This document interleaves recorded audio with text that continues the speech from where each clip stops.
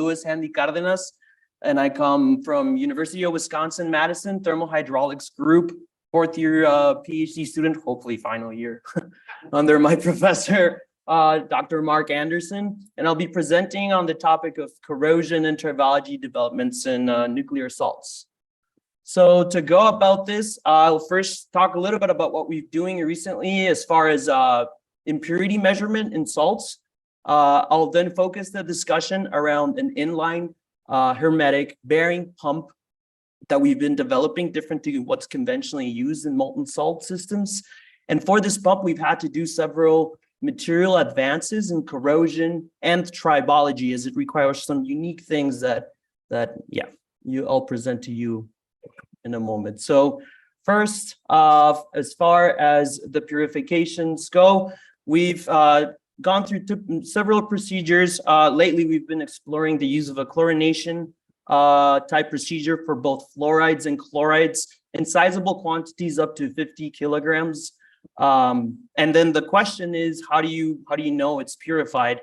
So one of the things we typically do is we take an ICP-MS analysis of a sample that's been purified compared to one that's been purified before, and you can get a nice idea of what the elemental composition looks like, but it doesn't inform you on things such as oxygen, which plays a key role in corrosion of different alloys. So the question is, how do you get a handle on the oxygen concentration? So for that, we're working with a company called Bruker, looking at an inert gas fusion system. Inert gas fusion is, in simple terms, you have a salt pellet, so a salt sample, you bring it into this chamber that reaches very high temperatures, thousands of degrees C, instantly vaporizing, reacting with a graphite crucible, and the products from those reactions you can then use to trace back oxygen concentration. It's not a new idea. It's actually widely used in industry for different metal. Oak Ridge has looked at it also in the past for use in fluorides. We're expanding its use to chlorides, and we've had success. You can see in the bottom plots how oxygen concentrations for purified versus unpurified differs. We have had some issues with cloggage. There's ideas about that, and I'm happy to talk about it later. But for now, I'll move on and I'll introduce the pump we're developing. So for this pump, we're working with the Electron Energy Corporation, Texas A&M, University of Berkeley. And if you've noticed in presentations you've seen throughout the day, most of the pumps, especially for bigger loops, are vertical overhang pumps. What we're trying to do here is come up with a different approach. This is a magnetic bearing pump. It has a magnetic driven system, so a magnetic couple at the end, and it's hermetic. So that's one advantage. By being hermetic, you do not need seals. And seals are a big problem because if you exhaust vapors or let alone salt liquids, you start forming these hazardous gases and compounds that accelerate corrosion. So it's hermetic, rated up to 750 C.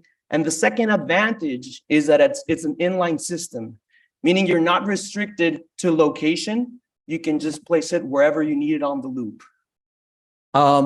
So to develop this pump, issues arise with understanding corrosion and tribology, key components used for the bearings. So for example, the magnets and the soft magnetics that are required.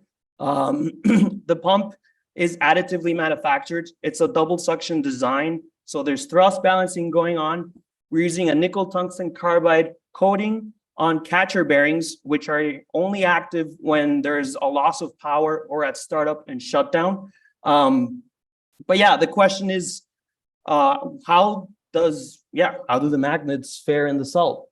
So for that, we've done some corrosion tests at the temperature the magnets would see, 550 C. And I will say that these are mostly iron cobalt, samarium cobalt alloys. That's just important to note because at the beginning, we were kind of leery about how this was going to perform because of the high iron content. Literature has suggested that this typically doesn't work very well in molten salts. But for Flynac at 550 for 100 hours, they actually held considerably well. You can see in the microscopy how there is some grain boundary attack. There is some, we saw some cobalt dissolution, but the depth of attack is not that considerable, and the integrity of both the magnet and soft alloys held pretty well. Now, if we did want to avoid any sorts of attack, we have extensively developed a nickel tungsten carbide coating up to 750 C in chloride salts.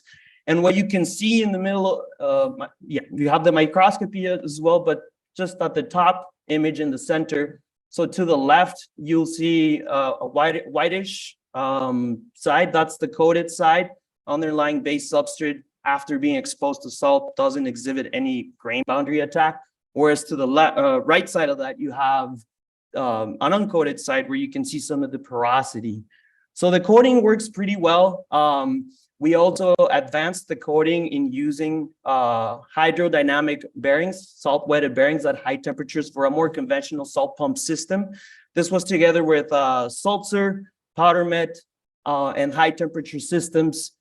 There's a lot to say about this, and I'm happy to talk about it, but I think I've done with my time. I'll be around for questions. But yeah, this just brings me to my final slide. So we've developed high temperature bearings that use the nickel tungsten carbide coating. The coating has been used in other parts of pumps as well.